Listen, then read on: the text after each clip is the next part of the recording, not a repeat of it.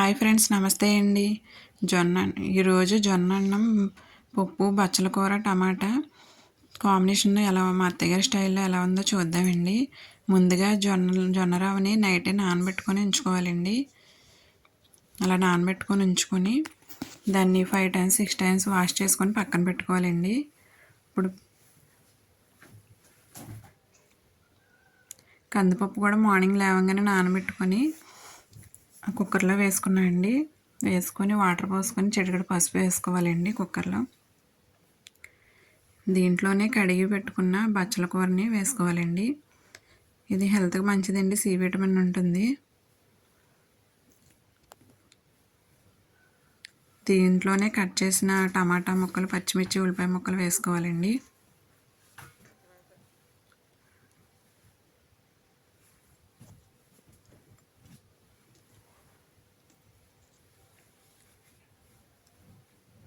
దీంట్లో 2 స్పూన్స్ కారం వేసుకోవాలండి.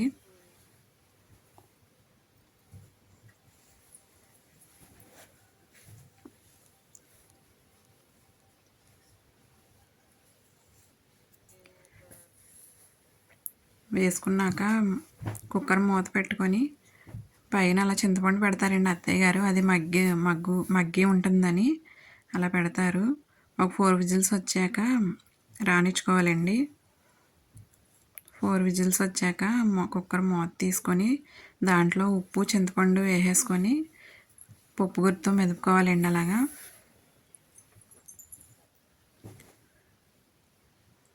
చింతపండు, ఉప్పు వేసేసుకొని పప్పు గుత్తితో అలా బాగా మెదుపుకోవాలండి.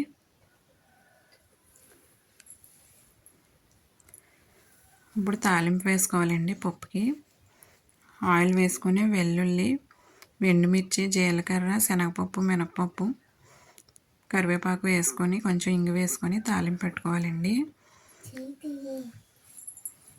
ఈ స్టైల్లో చేసుకుంటే చాలా బాగుంటుందండి జొన్న అన్నం పప్పు కాంబినేషను. జొన్న అన్నంలో నాటుకోడి పులుసు కూడా చాలా బాగుంటుందండి. మజ్జిగ అన్నంలో కూడా బాగుంటుంది.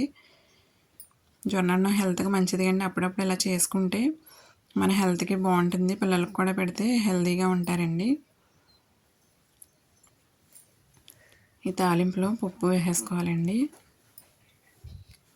దీంతో పప్పు, బచ్చల కూర, టమాటా రెడీ అయిపోయిందండి.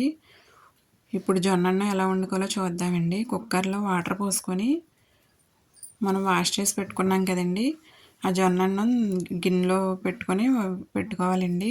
డైరెక్ట్గా కుక్కర్లో పెట్టుకుంటే మాడిపోయే ఛాన్సెస్ ఉంటాయండి. ఈ జొన్న రవ్వకి 1 కప్కి 6 కప్పులు వాటర్ పోసుకోవాలండి. వాటర్ ఎక్కువ పోసుకోవాలి. అలా గిన్నెలో విడిగా పెట్టేసుకొని కొంచెం ఉప్పు వేసుకోవాలండి.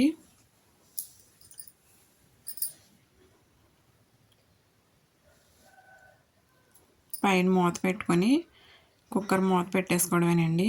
ఒకసారి కలుపుకోవాలి. పైన మూత పెట్టి కుక్కర్ మూత పెట్టేసుకోవాలండి. ఇది 7 విజిల్స్ లేదా 8 విజిల్స్ వచ్చే వరకు ఉడికించుకోవాలండి బాగా. అంతేనండి, జొన్న అన్నం రెడీ అయింది. జొన్న అన్నం పప్పు కాంబినేషన్లో బాగుంటుందండి. ఒకసారి ట్రై చేసి చూడండి. అలాగే మా ఛానల్ లైక్ చేయండి, షేర్ చేయండి, సబ్స్క్రైబ్ చేసుకోండి ఫ్రెండ్స్. పక్కనే ఉన్న బెల్ సింబల్